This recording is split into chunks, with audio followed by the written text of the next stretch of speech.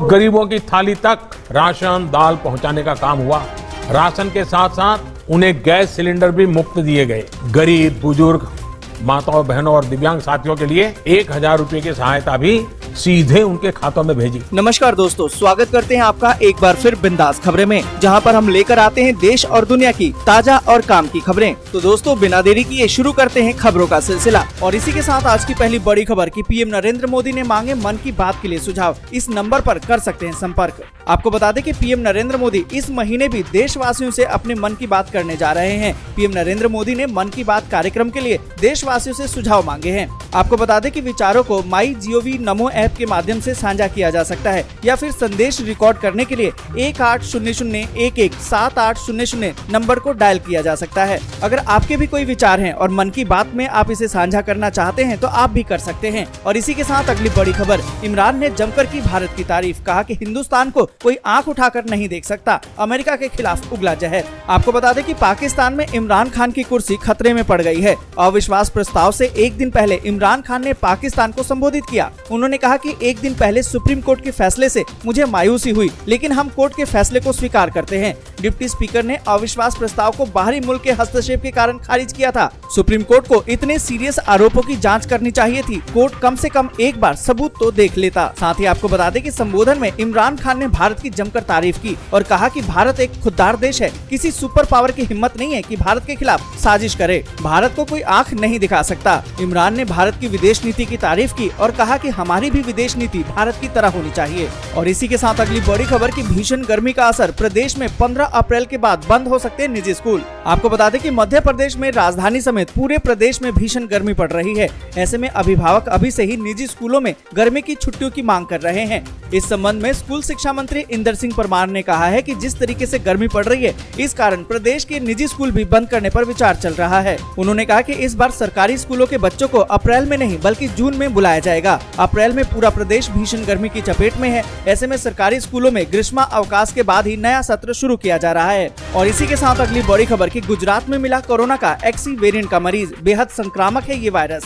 आपको बता दें कि कोरोना के नए वेरिएंट XE ने गुजरात में दस्तक दे दी है। वहां पर इस नए वेरिएंट के पहले मामले की पुष्टि हो गई है। इससे पहले मायानगरी मुंबई में भी इस वेरिएंट का एक मामला मिला था। इस वायरस को काफी संक्रामक माना जा रहा है। ऐसे में सरकार भी पूरी सावधानी बरत रही है। 24 घंटे में बढ़े हैं कोरोना के मामले, लगातार तीसरे दिन 1100 से ज्यादा नए मामले। आपको बता दें कि देश में कोरोना मामलों का ग्राफ एक बार फिर से बढ़ने लगा है। 24 घंटे में नए मामलों का आंकड़ा लगातार तीसरे दिन 1100 को पार कर गया है। स्वास्थ्य मंत्रालय के अनुसार बीते 24 घंटे में कोरोना के 1150 नए मामले सामने आए। वहीं कोरोना के एक्टिव मामलों की संख्या अब 11365 हो गई है। और इसी के साथ अगली बड़ी खबर कि केंद्र ने राज्यों को दिए हैं संक्रमण फैलने से पहले ही जरूरी कार्रवाई के निर्देश। 5 सूत्रीय रणनीति को अपनाने की दी है सलाह। आपको बता दें कि केंद्र सरकार ने केरल, दिल्ली, हरियाणा, महाराष्ट्र और मिजोरम को सलाह दी है कि वे क्षेत्र में कोरोना वायरस संक्रमण के प्रसार को रोकने के लिए समय रहते ही जरूरी कार्रवाई करें। केंद्र ने ये सलाह इन राज्यों में बढ़ते मामलों को देखते हुए दी है। और इसी के साथ अगली बड़ी खबर कि सभी वयस्कों को आज से लगेगी कोविड-19 रोधी टीके की बूस्टर डोज। निजी अस्पतालों में मिलेगी ये सुविधा। आपको बता दें कि कोरोना महामारी की चौथी लहर के आशंका के बीच केंद्र सरकार ने एक बड़ा फैसला लिया है। केंद्रीय स्वास्थ्य मंत्रालय ने कहा कि 18 साल से ऊपर के सभी लोग 10 अप्रैल यानी कि रविवार से निजी टीका केंद्रों पर जाकर कोरोना रोधी वैक्सीन की सतर्कता डोज लगवा सकेंगे। और इसी के साथ अगली बड़ी खबर की वैक्सीन का रेट घटा, 600 की जगह अब देने होंगे 225 रुपए। आपको बता दें कि कोविशील्ड वैक्सीन की कीमत आधे से कम हो गई है। सीरम इंस्टीट्यूट ऑफ इंडिया के CEO आदर पुनेवाला ने कहा है कि सीरम इंस्टीट्यूट ऑफ इंडिया ने निजी अस्पतालों के लिए कोविशील्ड वैक्सीन की कीमत 600 रुपए से घटाकर 225 रुपए करने का फैसला किया है। और इसी के साथ अगली बड़ी खबर की एक्शन में है भगवंत मान। सरकारी ऐलान के बाद भी 419 निजी स्कूलों ने बढ़ाई फीस, अब होगी इसकी जांच। आपको बता दें कि पंजाब के मुख्यमंत्री भगवंत मान ने उन निजी स्कूलों की जांच के आदेश जारी कर दिए हैं जिन्होंने मुख्यमंत्री द्वारा फीस न बढ़ाए जाने का ऐलान करने के बावजूद भी फीस बढ़ा दी है। मुख्यमंत्री के आदेश पर जिला शिक्षा विभाग ने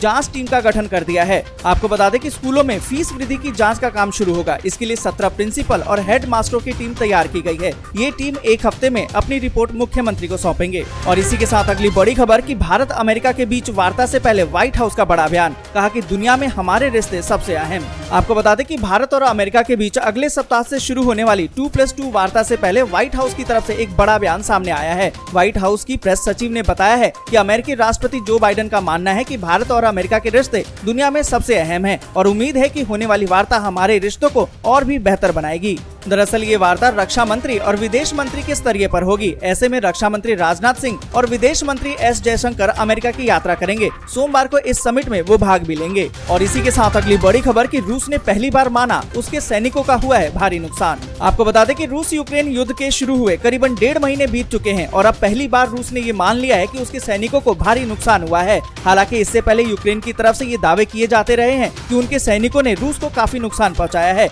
लेकिन यूक्रेन के दावों को रूस हमेशा ही गलत करार देता रहा है। अब रूस ने ये मान लिया है कि इस युद्ध में उसके सैनिकों को भारी नुकसान हुआ है। और इसी के साथ अगली बड़ी खबर कि इमरान खान ने चला नया दाव, सुप्रीम कोर्ट के फैसले के खिलाफ सरकार ने दायर की समीक्षा याचिका। आपको बता दें कि पाकिस्तान के प्रधानमंत्री इमरान खान ने अविश्वास प्रस्ताव से पहले देश को संबोधित किया। उन्होंने कहा कि हमारे देश के लिए मेरा संदेश है कि मैं आखिरी गेंद तक पाकिस्तान के लिए हमेशा लड़ता रहता हूं और लड़ता भी रहूंगा। दरअसल देश में जारी सियासी घमासान के बीच इमरान खान को सुप्रीम कोर्ट से तगड़ा झटका लगा था। कोर्ट ने संसद की कार्रवाई को गलत बताते हुए आदेश दिया था कि इमरान खान को अविश्वास प्रस्ताव का सामना करना होगा। और साथ ही आपको बता दें कि इमरान सरकार ने सुप्रीम कोर्ट के फैसले को लेकर शीर्ष अदालत में समीक्षा याचिका दायर कर दी है। और इसी के साथ अगली बड़ी खबर कि दिल्ली में लू चलने की आशंका, मौसम विभाग ने जारी किया ऑरेंज अलर्ट। आपको बता दें कि राष्ट्रीय राजधानी में लू चलने की आशंका है और अधिकतम तापमान 42 डिग्री सेल्सियस के आसपास रहने का अनुमान है। भारत मौसम विज्ञान विभाग ने बताया है कि दिल्ली में सुबह न्यूनतम तापमान 19.9 डिग्री सेल्सियस दर्ज किया गया है, जो इस वक्त के मौसम के लिहाज से सामान्य है। साथ ही आपको बता दें कि मौसम विज्ञान कार्यालय ने राष्ट्रीय राजधानी में भीषण गर्मी की चेतावनी यानी कि ऑरेंज अलर्ट जारी कर दिया है। और इन सभी के बीच अगली बड़ी खबर कि यूक्रेन के रेलवे स्टेशन पर हमला, 50 की मौत, बूचा और अन्य कस्बों में मिले हैं 650 शव।